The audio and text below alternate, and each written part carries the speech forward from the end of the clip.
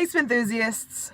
So I want to tell you about what is the hardest thing about being a YouTuber and how you can overcome it. A lot of times people ask me, oh, is it hard to take all this time to make all these videos and post these videos on YouTube?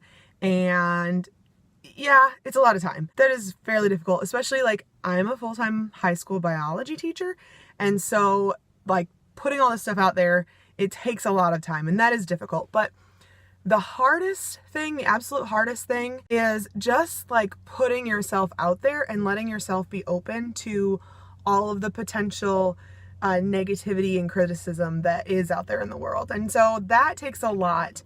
And I just want you to know, if you are a YouTuber or if you're an aspiring YouTuber or if you're publishing any sort of content creatively in any way, you're not alone in that it is difficult to deal with some of that criticism that comes back at you. And you might see this anywhere. You might see it on YouTube, you might see it on Facebook or whatever.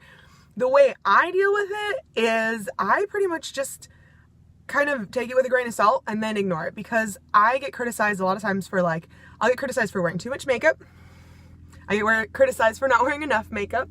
I get told I look tired a lot. I get criticized for my weight all the time. It's exhausting. Sometimes you get criticized for the way you talk, the way you catch your equipment if you're in color guard.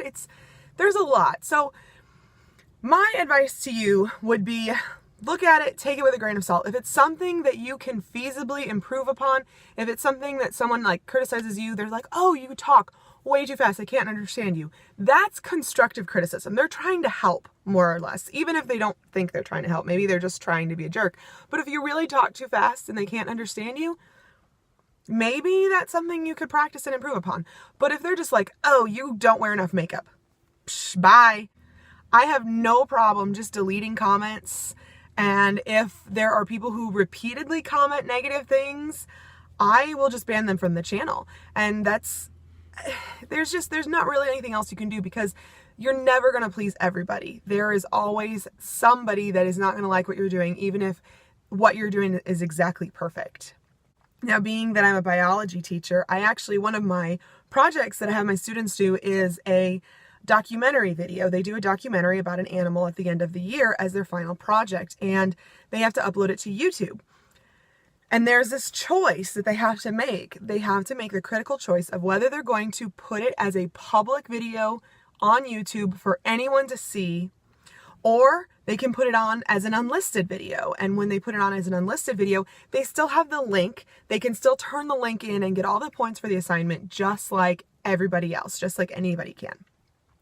But that video is not publicly available for the entire world to see. Now, the class does watch one another's videos, and they do that to give peer reviews. They do that so that they can actually give constructive criticism. And on the one hand, they're learning how to give constructive criticism without, offending or hurting anyone's feelings.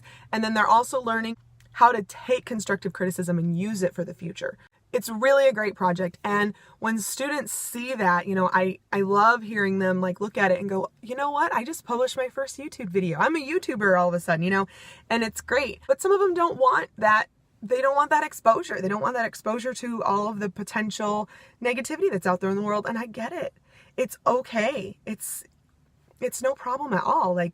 You don't have to put yourself out there. Those of you who do, anybody on YouTube, if you're putting yourself out there, I applaud you, because it does take a lot. It takes work, and it takes a lot of your own personal self-esteem and self-awareness to be able to continually improve yourself and make your videos better. Quick plug.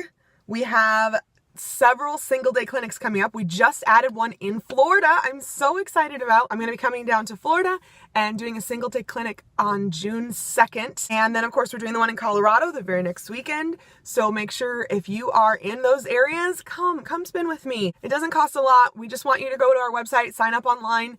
You don't even have to pay in advance if you don't want to. You can pay at the door. That's no big deal. We just want to know you're coming. And then, of course, we have summer camp coming up. It is going to be awesome. Our entire staff is going to be there. And let me tell you, we have some of the most world-class instructors you could ever ask for. They are fantastic. And this team has been working together. This is our 10th anniversary, guys. This is our 10th anniversary. And most of the people on our team have been working together for at least 3 years, if not more. So it's a really, really awesome opportunity for you guys to get a great, well-rounded color guard experience. And it doesn't matter what level you are. You can be a beginner in your very first season of color guard, or you can have been spinning for 10 years and won 3 WGI medals. It doesn't matter. Hopefully this was a good and positive video for you guys that will help you be inspired to continue to create more content. And like this video, share it with all your friends. If you haven't subscribed yet, do that. Color guard is always so much more fun when you do it on a team.